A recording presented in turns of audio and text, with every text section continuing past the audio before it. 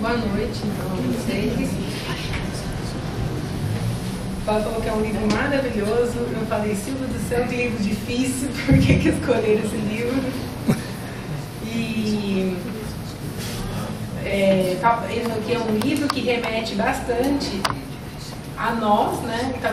Talvez seja tão difícil para mim, né? Porque posso me identificar com muitas coisas, né? E aí, na hora que ele estava rezando, eu falei, acho que eu fiz errado, porque já que está tão difícil, eu vou falar só da parte fácil. Então, isso aqui é meio complicado, vou falar com que eu vou ter mais facilidade, mas falam que o final é surpreendente, eu não cheguei no final ainda, né? O que eu tenho percebido nos nossos estudos é que são muitos nomes, muitos personagens e às vezes a gente acaba se perdendo. Então acho que todo mundo que chega aqui fala, vou fazer uma revisão.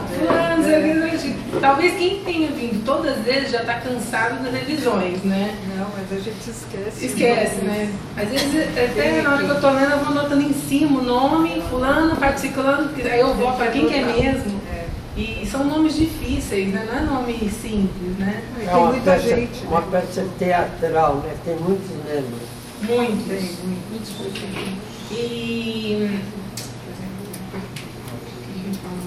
E o que eu acho? Eu acho que é importante que a gente leia a história, mas que a gente não se prenda basicamente no enredo, porque tem capítulos que ele está contando para ali na frente dar um desfecho importante e um conceito espiritual. E também não cabe a gente ficar julgando, né, o que um fez, o que o outro fez. Parece que está tão distante da gente, né? Mas eu lembro de um capítulo que a gente estudou aqui, nem sei de qual livro que era, que ficou todo mundo julgando. E depois uma pessoa chegou a mim e falou, sabe o capítulo de hoje? Eu sou 3 vezes pior do que o personagem.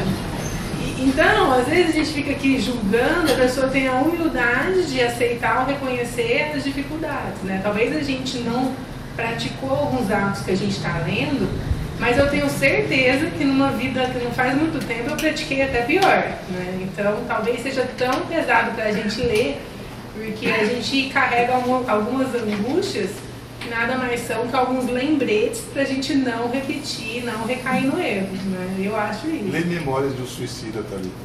Eu demorei 8 anos para conseguir ler. Então, a gente ajuda. Aí que no caso, a gente vai falar um pouquinho sobre o capítulo 7. Eu vou falar um pouco hoje e a Silene vai acabar o capítulo na semana que vem. Talvez ela faça vai recapitular, vai falar de uma forma diferente, vamos ver como cada um vai passar, né? Eu não coloquei nenhum texto daqui. Todo mundo leu? Como todo mundo vai ler, eu não vou precisar contar a história, né, do capítulo. Todo mundo leu ou não? Pode falar a verdade. Não, né? Eu acho que nem 10% leu o capítulo. Mas depois que eu li, porque eu falei assim, para fazer essa aula, eu reli tudo. Eu reli tudo e falei, eu vou reler, porque vai que alguém faz alguma pergunta do passado, eu não lembro, né? E olha que eu acabei de ler o capítulo, eu falei assim, bom, dá para resumir, como se fosse a novela, em 5 minutos. Então eu não coloquei as falas, tem algumas coisas que eu coloquei que são edificantes, mas a história, contando detalhes de como foi. Tá bom, viu? Oi? Esse organograma aí tá bom. Então assim, aqui nesse capítulo, só para lembrar, ele vai falar sobre a Aracélia, que é a mãe da Marita, que é a principal personagem desse capítulo. E para lembrar vocês que a Marina é a cuidadora da Beatriz. Não tem lá, tem uma moça que está doente, a Beatriz, o pai dela é o Neves, que é amigo do André Luiz, eles estão lá observando a Beatriz. Então já foi contado em capítulos anteriores que a cuidadora tem um caso com o marido da doente, que é a Beatriz. Essa Marina, ela é filha do Cláudio e da Márcia. E ela é irmã da Marita. Então, assim, eu fiz esse organograma só para saber que vai falar da Aracélia, que é a mãe da Marita, porque a Marita ela é a filha adotiva do Cláudio e da Márcia. Então, o Neves, ele é o pai da Beatriz e A Beatriz é casada com o Nemésio, e o Nemésio está nessa situação extraconjugal com a Marina, enquanto isso a Beatriz está em processo de desencarne. Acho que isso todo mundo mais ou menos não tem dúvida, mas a gente não vai se prender tanto aos personagens hoje. E aí a história vai contar, né, sobre o Nemésio, esposo da Beatriz, o fato da Marita, que é a irmã da Marina, tá apaixonada pelo Gilberto, que é filho do Nemésio, e a Marina tá tendo um caso com o pai, que é o Nemésio, e com o filho, que é o Gilberto. É muita fofoca. Aí eu falei assim, gente, Chico Xavier, isso aqui tem que ter uma lição muito grande mais pra frente, mas que no capítulo não nos é contada, né? Então, logo de início, a gente percebe que o Félix, que é um espírito mais evoluído de luz, ele não fica presente nesse capítulo, ele vai embora logo. Fica lá o André Luiz e o Neves. E até coloquei aqui o porquê que o Félix vai embora, né, para contar para vocês.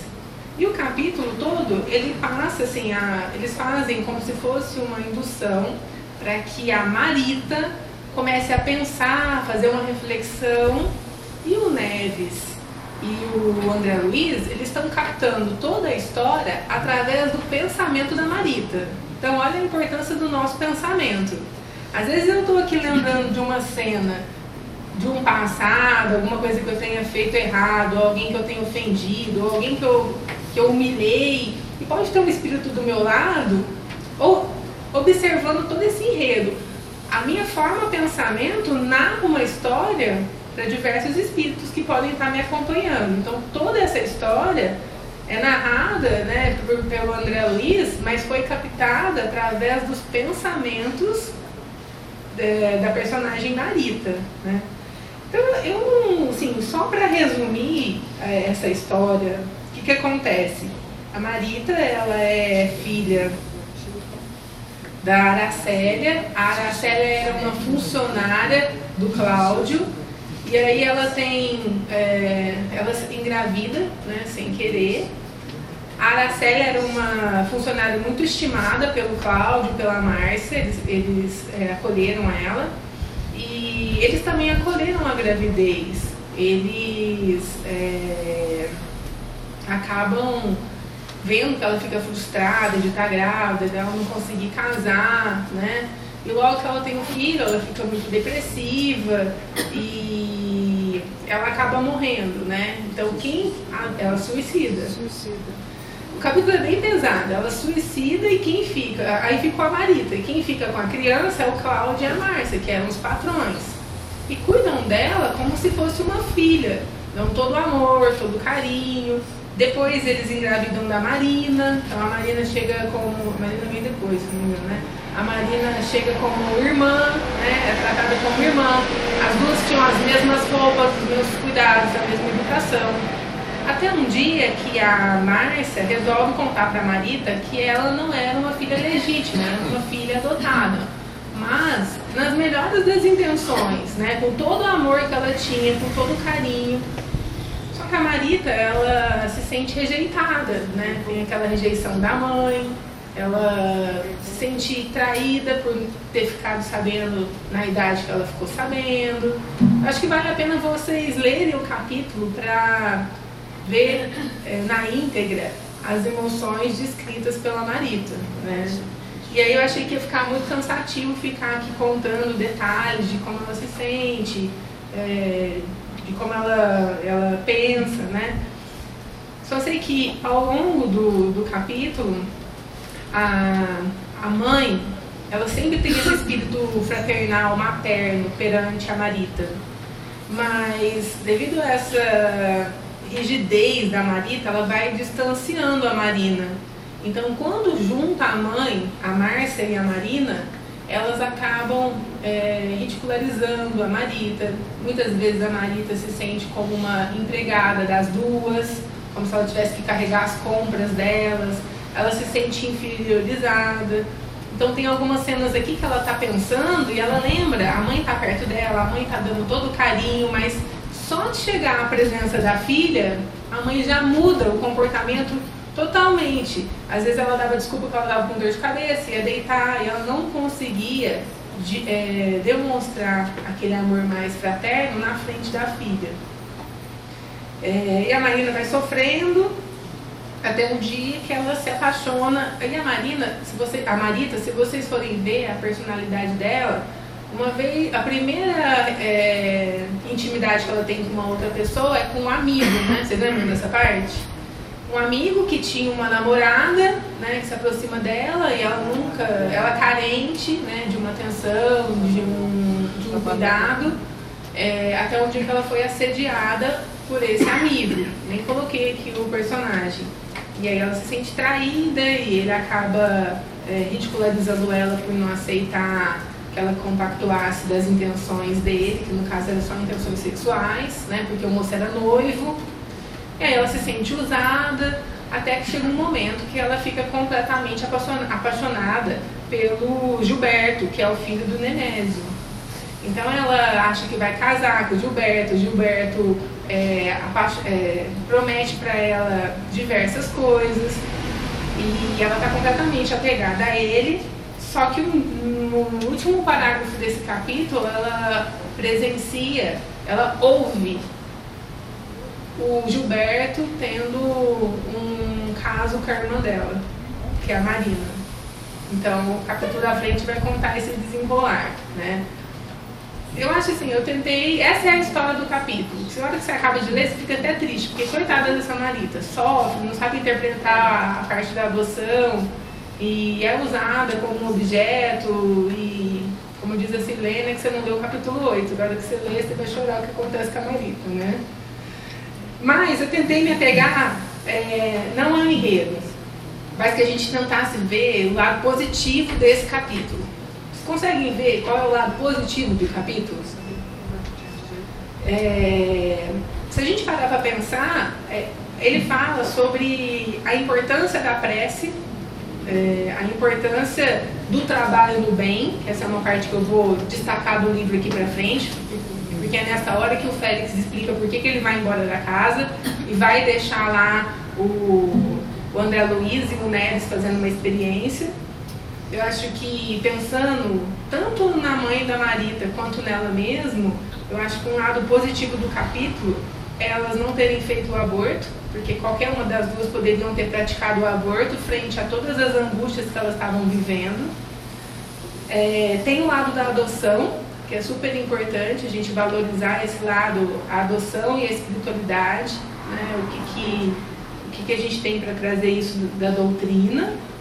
E nessa parte da adoção, da espiritualidade, quando a gente começa a estudar no Espiritismo, eles abordam um pouco sobre a barriga de aluguel também. Falar um pouco talvez desse conceito assim da família, a importância da família, da espiritualidade, esse fato da traição, do amor de irmãos. Acho que essa parte vai ficar um pouco para Silene. Eu me atentei um pouco nessa parte da prece, da adoção. E ele, assim, pensando no caso, porque na verdade o enredo é uma história bem triste, né? E quando a gente pensa assim na adoção, acho que todo mundo deve conhecer casos bem bonitos de adoção. Essa é uma história que aqui ela se sentiu ruim, ela foi rejeitada, mas quantos casos de adoção a gente conhece que são realmente gratificantes, né?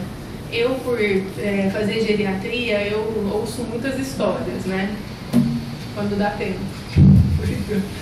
E uma das histórias de adoção que eu mais achei bonita foi de uma senhora que queria muito engravidar, e como sempre as pessoas que querem engravidar não conseguem, quando adotam, conseguem engravidar, né?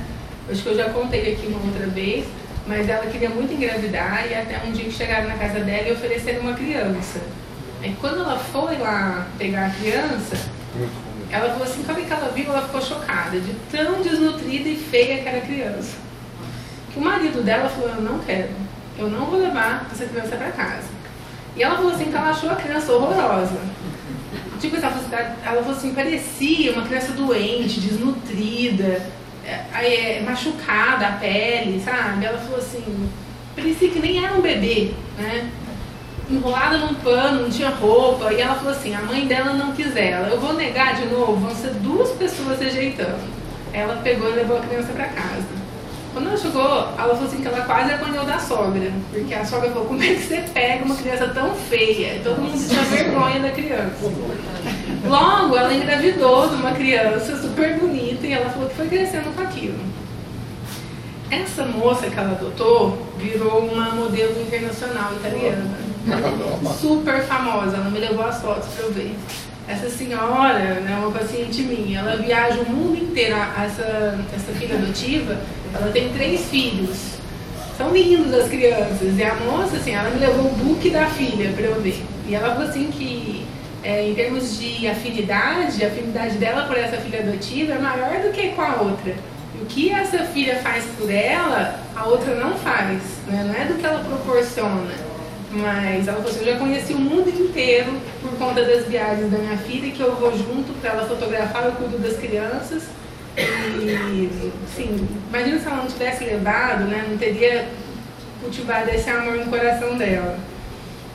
E tem uma senhora que eu atendo, ela tem 97 anos, ela é professora e ela vai sozinha, ela é extremamente lúcida, ainda ela dá consultoria nas escolas, que ela participa porque ela foi professora, diretora.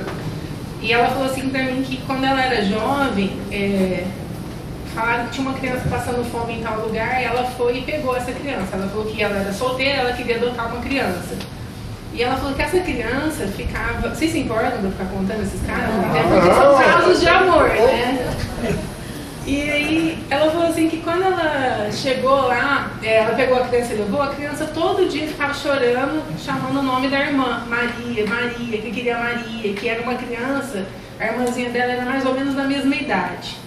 E aí ela prometeu que no Natal eles iam levar um presente para essa Maria. E aí que essa criança ficava esperando, né? Quando chegou a época do Natal, ela falou que trocou ele e foram lá onde ela tinha pego ver se pra ele matar a saudade da Maria. Falou assim que a hora que ela viu essa Maria totalmente sem roupa, sem comida, ela falou que sentiu uma dor tão grande. E aí a mãe falou assim, você tá com dó? Você pode levar, mas você vai levar a Maria e o João.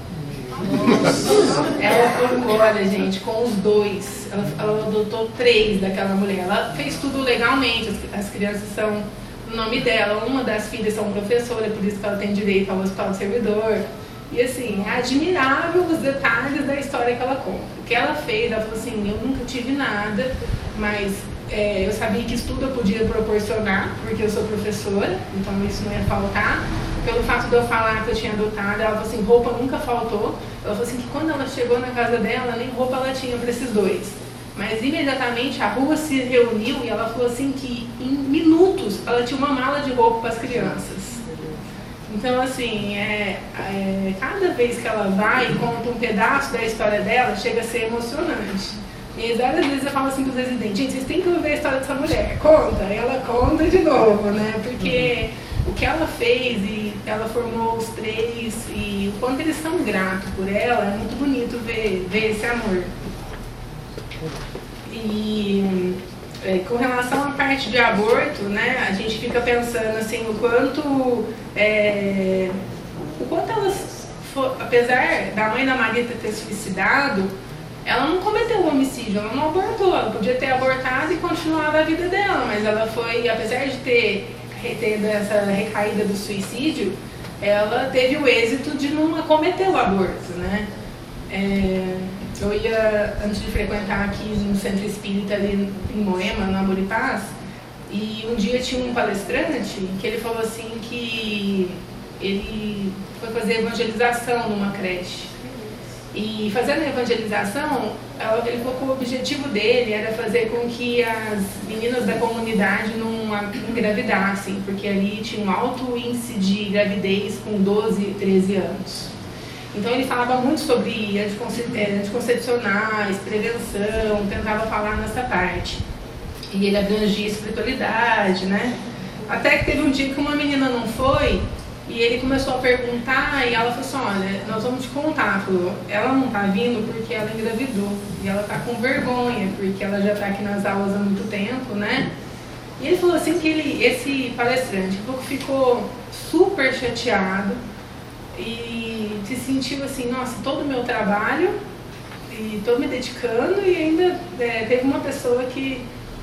E aí ele falou assim que, como é o pensamento da gente quando a gente tem só o olhar para o negativo, ele falou assim que quando a menina ganhou, ela foi lá. E aí ela falou assim para ele que ela tinha ficado sabendo que ele tinha ficado triste, mas que ela tinha ido ali agradecer, que se não fosse as aulas, tudo bem que ela não teria engravidado se ela tivesse feito, mas ela teria abortado. Então, a importância da evangelização, da orientação de não abortar, foi o que fortaleceu ela para não cometer o aborto, né? Então, às vezes, assim, a pessoa se sente fracassada por não ter conseguido atingir a meta, mas ele salvou uma vida, né? Também. Nada perdido. Posso só fazer um comentário? Que senão, eu adorei as suas histórias, todo mundo também. Agora, a Marita é muito melhor que a Márcia. A Márcia é terrívelzinha. Se fosse, não, com toda a mãe, né? com todo o respeito, talvez vocês não tenham. A Márcia, a mãe. A mãe é de uma crueldade. Ela parece, se fosse um animal, ela seria felina, assim, mas um tigre. Ela é complicado. Eu acho que a Marita, faltava para a Marita uma certa estrutura espiritual, que não adianta a gente botar a culpa nos outros. Agora, o ciclo familiar para ela, o seu Cláudio com aqueles problemas difíceis, etc. E a dona Márcia, olha, que prova. Aí, assim, botar um fogo aí no negócio. Muita gente, quando a gente faz faculdade, tem muitas pessoas, dos estudantes, que defendem o aborto, que acham que é uma opção da pessoa escolher de ter o filho ou não, né? E um dos professores mais admiráveis dele, o Dr. Valdeci, ele era homenageado em todas as turmas da faculdade particular e da federal. E ele dava ética esse ano para mim, no segundo ano. E ele foi dar uma aula sobre aborto. E aí ele contou uma história, ele montou um contexto e ele fez tipo um plebiscito na sala. Quem abortaria e quem não abortaria aquela gestação. E assim, acho que uns 60% da sala votou que abortaria. E aí, na hora que ele acabou de contar a história, tudo, ele falou assim, então, o fruto desse aborto seria eu. Ele contou a história da vida dele. E ele era o professor mais admirado da faculdade. Todo mundo vivia atrás dele, né? Ele era secretário da saúde de uma cidade do interior. Então, ele fez de uma forma que... Aí todo mundo ficou muito chocado, né? Porque todo mundo matou o professor na aula, né? Mas...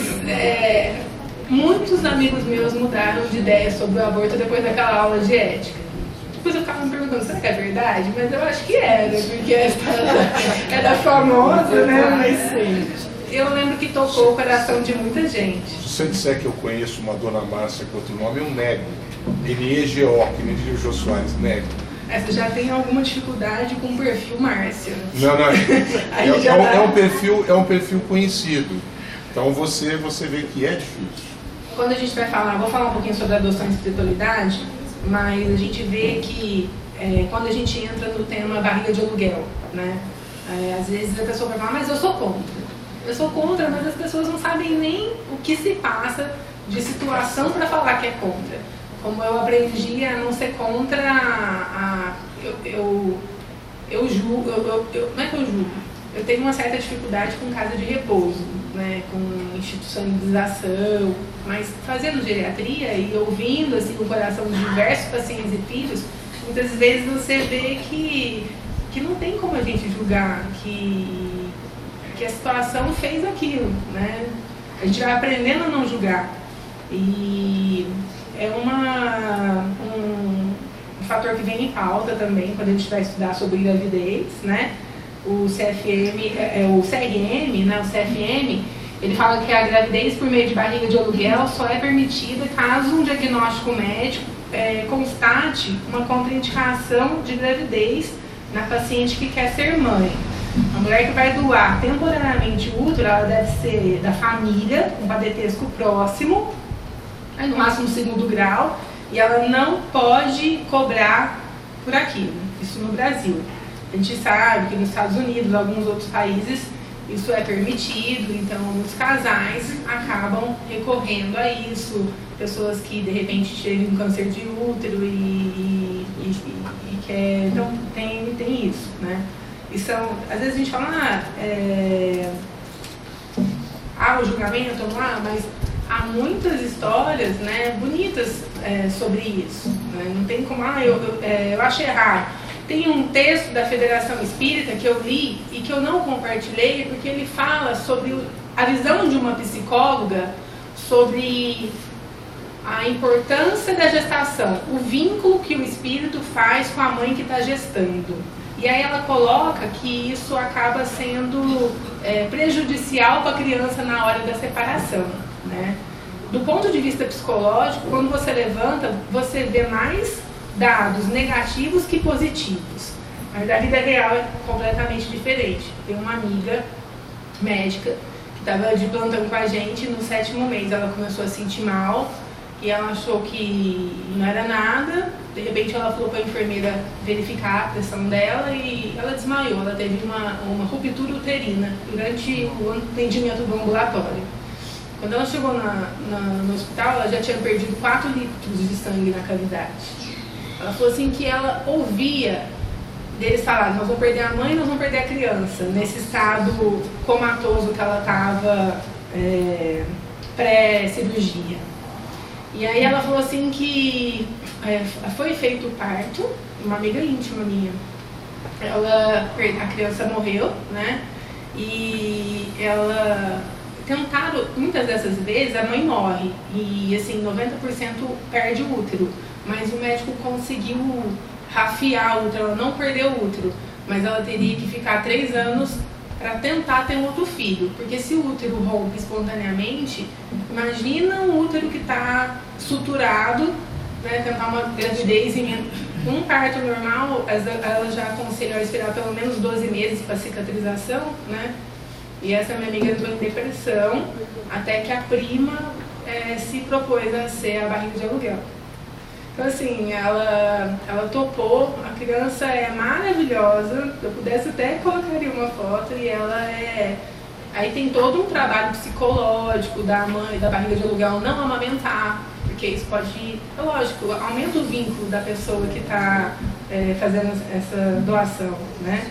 Mas são histórias muito bonitas que a gente acaba vendo e são bem fraternais, né? Então, assim, o que eu falei, da gente falar sobre a oração e o trabalho no bem, sobre a doação, sobre a importância de ter um lar. Thalita, não sei se eu vou atrapalhar. Imagina! É só para fazer um comentário, na verdade. Eu estava pensando muito nessa impressão que o Hugo teve quando ele leu. Eu também tive essa impressão de que o tanto que a Márcia era uma mãe camaleão, né? Assim, a mãe com uma filha ela era de um jeito e com a Marita ela era de outro jeito. Mas depois eu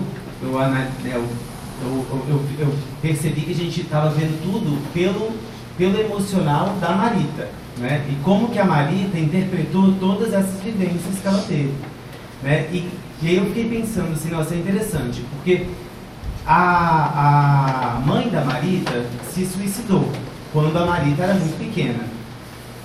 Parece que quando a Marita tem a percepção disso, é como se a mãe tivesse matado a possibilidade de ela ter uma mãe de verdade, né? A mãe da Marita, quando se suicida, tira a Marita de ter uma mãe, tira a possibilidade dela de ter uma mãe. E quando ela se dá conta disso, ela nega essa mãe que ela teve, que é a Márcia, ao longo de todo esse período. E como que a vida da Marita vai sendo uma eterna procura por alguém que realmente a ame, mas revivendo impossibilidades. Ela vai reproduzindo essa impossibilidade de ser amada. Então ela perdeu a mãe, aí ela perde a segunda mãe quando ela vê aspectos negativos dessa mãe em aceitá-la, quando ela se compara com a Marita. Mas por que você acha que ela vai vivendo impossibilidades? Porque ela tem um amor... Aí depois ela vai e se relaciona com com um cara que na verdade já era noivo. Por que ela está se relacionando com esse cara? Né? Ele não vai ficar com ela, né? Ele é noivo. Depois ela vai e passa... Mas se você... Então, por exemplo, cada um faz uma leitura. Sim. Teoricamente, na hora que eu li essa parte, ela está ingenuamente envolvida por uma amizade. Tanto é que na hora que ele assedia ela acorda e não topa. Porque se ela Sim. fosse de má índole, ela teria... Sim, ela não vive uma conjunção, mas ela vive uma relação de ser gostada a ponto de integrar uma família, como mulher dele, como uma relação, né, carnal poderia viabilizar. Mas ela não pode, porque é uma tentativa que sempre se resume em ser frustrada.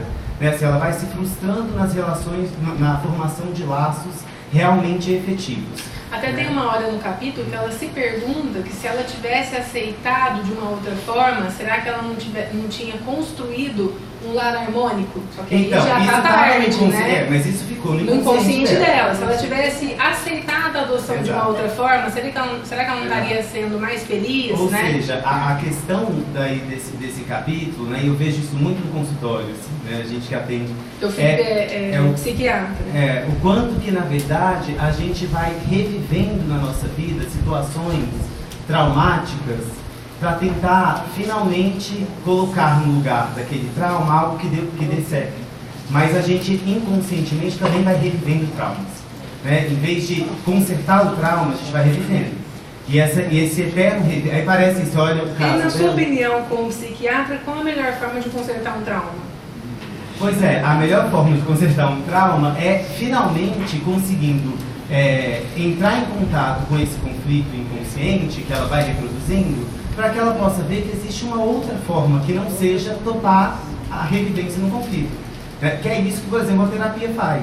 Na vivência terapêutica, analista analisando, ela vai viver uma relação em que não vai ter essa frustração, e ela vê que ela é capaz de viver uma relação de não frustração. Por isso que eu acho que a terapia, assim, de quem tem a visão da espiritualidade é mais fácil, porque você consegue sair da posição de vítima. E de se sabotar, porque o inconsciente dela vai a sabotando. Eu gosto de quem é noivo, eu gosto da pessoa que inconscientemente a irmã já está gostando. Eu rejeito a mãe que eu tive, porque na verdade eu não posso ter uma mãe. A minha mãe é por isso que a maioria dos terapeutas fala que se você não se tratar, você vai estar constantemente atraindo situações patológicas. Exato. Obrigada, viu? E... Tem réplica? Pode falar.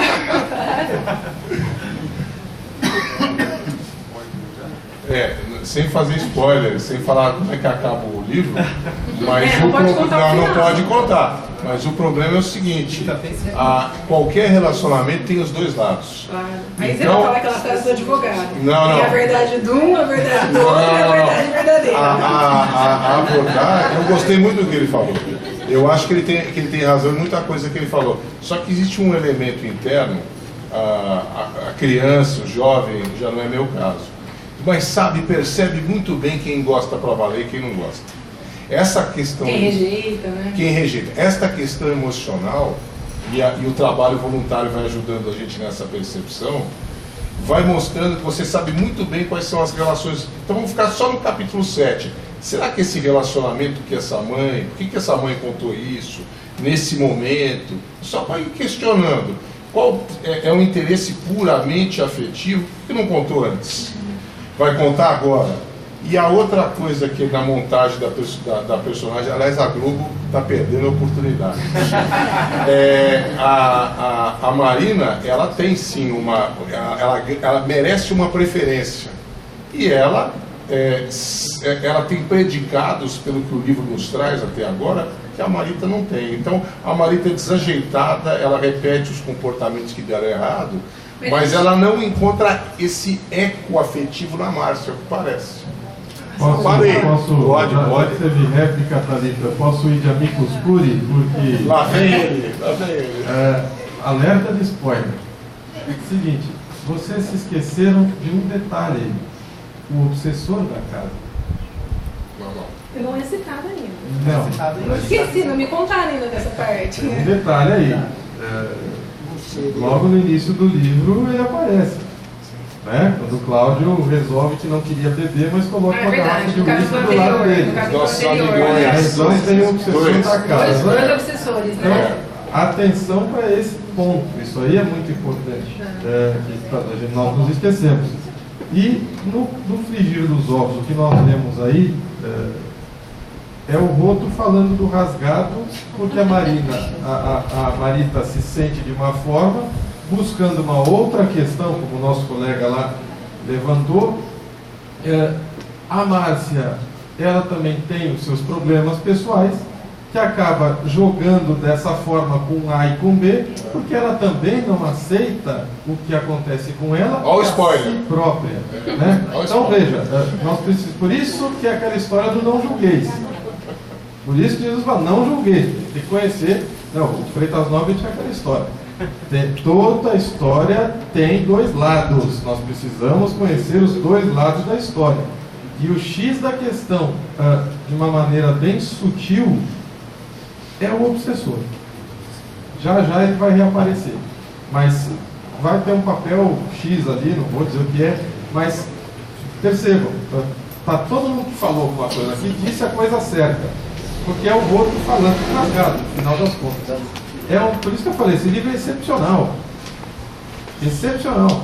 Porque observando tudo o que a família faz, todo esse entroncamento que vai acontecendo pouco a pouco, que vai ficar pior,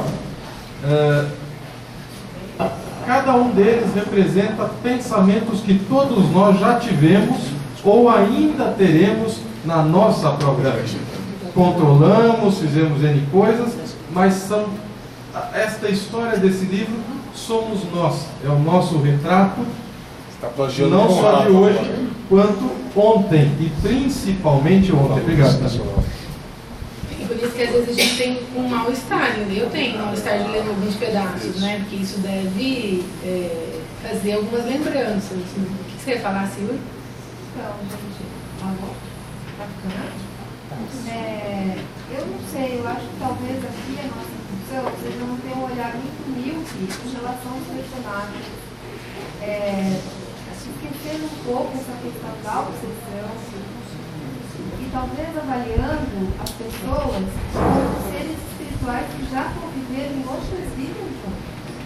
Então, na verdade, as relações que a gente está vendo podem ser de pessoas que foram extremamente próximas em outras encarnações e não tenha a ver propriamente com a adoção. Essa criança não veio à toa nessa família, né? Acho que todo mundo vai concordar com isso. Ela teve questões relacionadas a essa família. O fato das duas serem mais próximas podem ter questões de empatia, questões espirituais. E eu acho que a Thalita está muito feliz falando porque a gente tem positivo dentro daquilo que está colocado no capítulo. Porque a Márcia e o Cláudio poderiam ser estimulados a empregada a abortar a criança. Então, eu acho que foi a grande medida salvadora que ela pode ter feito. Ela pode não amar essa criança, a Marita, ela pode não ter sido uma boa mãe, ela pode ter... E a gente vê que até o Félix, no capítulo anterior, na hora que o André Luiz e o Neto estão indignados com a atitude, ele valoriza os pontos positivos dos obsessores, inclusive dos obsessores, inclusive o espírito mais evoluído ali, ele está sempre estimulando o que tem de melhor em cada um. Uma das coisas que a gente mais ouve aqui, quando a gente fala sobre pais e filhos com o nosso orientador, é que o principal fator que o pai e a mãe podem oferecer para um filho é só a vida. O fato de ter doado a vida já é a coisa mais importante. Depois disso, claro, vai ter uma série de implicações. Se a gente tentasse fazer um exercício durante esse livro, ler o livro sem julgar, tentar em casa ler o livro sem julgar os personagens, já seria um aprendizado enorme até o final do livro. Uma coisa para a gente colocar em prática como exercício, né? Não julgar os personagens. Porque uma das coisas que me gravou bastante é que os próprios pensamentos do Neves e do André Luiz, quando estavam analisando e subjugando a atitude do casal, dava mais energia e força sexual para eles. Né? Uma coisa... Essa história é bem triste na realidade, mas eu acho que quem leu Renúncia foi muito pior. Ali tinha tristeza que não acabava mais. Aí, aqui ele fala assim, eu peguei no ponto da despedida do Félix. Ali se achava por generosidade, afeição do professor, destacado e enobrecido, que desde a sua cátedra, para alentar o ânimo dos alunos detidos analfabetos. O Félix, ele possuía fortes razões para consagrar-se à felicidade daquela casa. Presta atenção, porque a gente não faz isso aqui que a casa fez. Na hora que começa o capítulo, o espírito de luz ele vai embora. E aí ele fala assim, que ele tinha grandes razões para ajudar a casa. Com estranho, porém, a família teimava em fugir de toda atividade religiosa ou beneficente. Ninguém ali, nenhum dos quatro, se interessava por cultivo da oração ou do estudo. Nenhum dos quatro componentes da equipe doméstica se inclinava para o serviço do próximo. A face disso, não obstante amasse Cláudio como paternal solicitude, então assim, ele amava o Cláudio, mas ele não se sentia autorizado a localizar-lhe na residência servidores sob sua orientação, sem objetivos sérios que lhe fundamentassem a atitude. Por isso que eu perguntei para as meninas, né? A gente estava discutindo, quem tem o hábito da oração? O quanto o hábito da oração é extremamente importante. O Félix, ele vai embora, ele não tem autorização para permanecer na casa, porque nenhum ali tinha o hábito de orar, e o hábito de estudar, ou a prática do trabalho voluntário, né? Isso eu acho que é para a gente, em vez de julgar, pensar, será que eu tenho o hábito da oração? Será que eu estou estudando, né, o suficiente? Porque às vezes a gente está aqui de corpo presente, mas a gente nem leu o capítulo, a gente nem deu o nosso melhor. A gente sabe que pode dar o melhor, mas a gente não está dando, né? O que a gente está fazendo com essa reserva de energia? Gastando nas redes sociais, né? Será que eu estou fazendo um serviço ao próximo? Às vezes a gente fala que não tem tempo, mas o nosso tempo, a gente perde com muitas bobeiras, né? E o hábito da oração. Eu fiquei pensando, até perguntei para as meninas, gente, vocês têm um hábito de oração? Como é que vocês têm? Como é que é o hábito da oração de cada um, né? Se Jesus Cristo, o mestre por excelência, orou na mais intensa vibração, como nós outros haveremos de prescindir da prece? Porta de esperança que nos identifica com o além, veículo grandioso a enriquecer a crença da imortalidade da alma. Gente, se até Jesus orava, como é que a gente tem condições? A gente não vive, a gente sobrevive a alguns dias, né? Sem nem evocar a palavra de Deus ou um sentimento. Orar é se resguardar contra as invertidas do mal, é se precaver dos possíveis desequilíbrios, é fortalecer o coração frente às lutas de cada dia. Você admira mesmo. A prece, por regra maior, ela é a força poderosa capaz de iluminar qualquer treva da alma e induzi-la para a fraternidade e o amor em todos os ângulos. E aí eu acho que, como a gente está estudando aqui, não é para a gente julgar e ver o que vai acontecer, é como eu faço o estudo do Evangelho, o que aquela lição pode fazer com que a gente mude as nossas atitudes. Porque se a gente toma remédio, se a gente toma vacina, se a gente vai ao médico e faz a prevenção para não ter câncer, etc., isso aqui é a profilaxia da alma, né?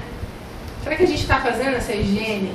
Porque não adianta nada, às vezes a gente paga caríssimo num convênio, e isso aqui tudo é de graça e a gente não faz, né? Isso aqui também é saúde. Orar é saúde, se orientar é saúde, né? E eu acho que não tem tratamento melhor do que a ação, a caridade, né? Eu vou contar uma historinha aqui, mas deixa eu ver da frente. As mãos que ajudam são mais sagradas do que os lábios que rezam. Não adianta também a gente ficar rezando. Oração, na própria palavra, já tem a palavra ação, né? Se a oração não estiver ligada à ação, de nada adianta, né, a gente não executar. E a parte do trabalho ao bem, né? O quanto é importante. Eu lembrei dessa historinha aqui, que que fala assim, quando você lê assim, o rei e o mendigo, você vai pensar o quê? O rei ajudando o mendigo, né? Mas na verdade, é uma história que ele fala assim, o quanto a gente doa do que a gente tem de melhor. Essa conta a história de um rei que ele está passando assim, vem um mendigo, aí ele para a carruagem e ele pede para o mendigo um pouco da comida que ele está comendo. E o mendigo fica irritado. O cara numa carruagem, ele vai me pedir um pouco arroz que eu tenho, ele está comendo um pouquinho de arroz. E aí o mendigo pega e coloca 1 grão de arroz na mão do rei. Aí o rei devolve, fecha a mão dele e vai embora. Quando o rei vai embora e ele abre a mão, aquele arroz se transforma numa pepita de ouro. E aí o mendigo sai correndo atrás do rei, pelo amor de Deus, volta aqui, eu tenho mais arroz para te dar. Só que aí ele fala, que o rei fala, não, obrigado, eu recebi de você o que foi colocado por ti de bom grado.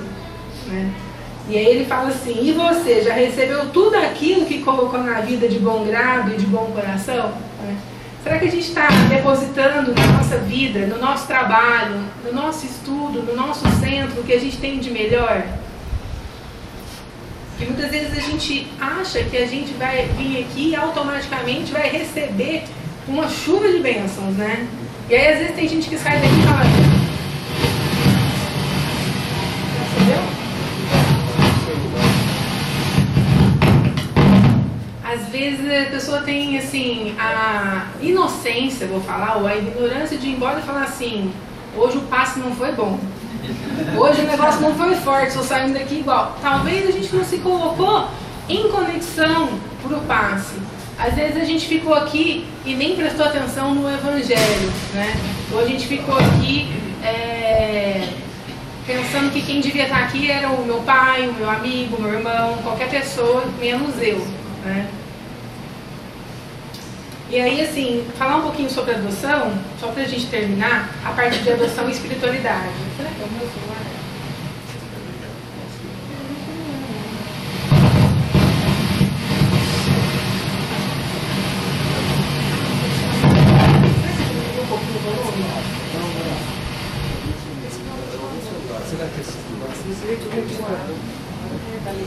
Richard Simonetti fala assim, o filho adotivo constitui sempre um treino dos mais nobres no campo da fraternidade. Talvez raros serviços na Terra sejam tão compensadores em termos de vida eterna. Eu tirei algumas coisas da bibliografia espírita falando sobre a adoção. A doutora Marlene Nobre, no livro Lições de Sabedoria, ela fala assim, a revelação, olha isso, porque olha a forma como é diferente que a revelação tem que ser feita com muito amor, com muito carinho. Emmanuel também fala isso. Reúna-os, ore com eles e diga que gostaria muito que tivesse nascido dela, mas que Deus resolveu que fosse diferente. E ela continua, nossos filhos não são nossos filhos, são antes irmãos. Os corpos que têm são filhos dos nossos corpos, nada mais. Os chamados filhos adotivos são os filhos do coração, que estão unidos a nós por indestrutíveis laços espirituais. Somos todos, na verdade, filhos um dos outros. No Evangelho de João, fala que Jesus, na hora extrema da cruz, ao ver sua mãe, né, ao pé da cruz, o discípulo que ele amava, ele diz à mãe, mulher, eis o teu filho. E a seguir, diz, eis a tua mãe. E aí, desde aquela hora, o discípulo a recebeu como sua própria casa. Então, Jesus entregou um ao outro, João a Maria, né, na hora que ele estava sendo crucificado. E num gesto simbólico de adoção, para que não lhes faltasse o amparo mútuo. E Maria cuidou de João e João cuidou de Maria até a sua morte.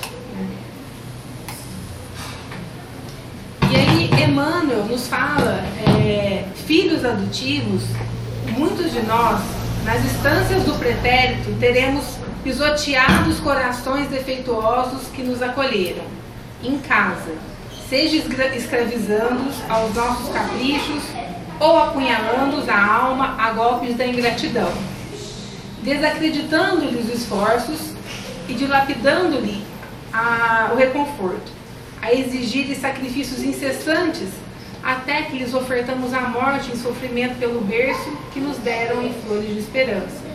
Aí ele fala que um dia, no entanto, desembarcamos no além, percebemos a extensão dos nossos erros e aí a nossa consciência se desperta e lastimamos as próprias causas.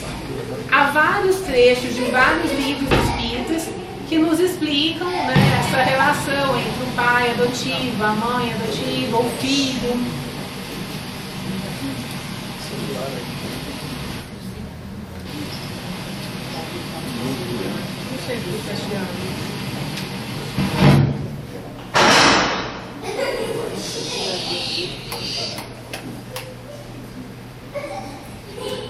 Corre o tempo e quando aqueles mesmos espíritos queridos que nos serviram de pais retornam à Terra em alegre comunhão afetiva, ansiamos retomar-lhes o calor da ternura, mas nesse passo da experiência, os princípios da reencarnação em muitas circunstâncias tão somente nos permitem desfrutar da convivência na posição de filho alheio. Ele fala que assim, que muitas vezes a pessoa vai vir em outra posição, às vezes até mesmo como filho adotivo, para aprender o que ele não fez bom uso de numa outra encarnação. Isso está em Astronautas do Além, pelo Chico Xavier também, Herculano Pires. E assim, afirma Amélia Rodrigues, no SOS Família de Divaldo Franco, de certo modo, essa frase somos todos filhos adotivos uns dos outros, pelo corpo ou sem ele, porquanto a única paternidade verdadeira é a que vem de Deus, e o genitor divino, que nos criou para a glória eterna. Né? Então, se a gente for pensar, da mesma forma que a gente é irmão, nós somos todos filhos adotivos uns dos outros, né? Acho que a nossa evolução plena vai ser a gente conseguir fazer para o próximo, não só para a nossa família, mas estender para a nossa família espiritual, da mesma forma que a gente faria para a nossa família, talvez de sangue. E como ensina Joana de Ângeles, o amor é um tesouro que quanto mais se divide, mais se multiplica e se enriquece à medida que se reparte. Então, assim, eu acho que são reflexões, né? Tem muita coisa.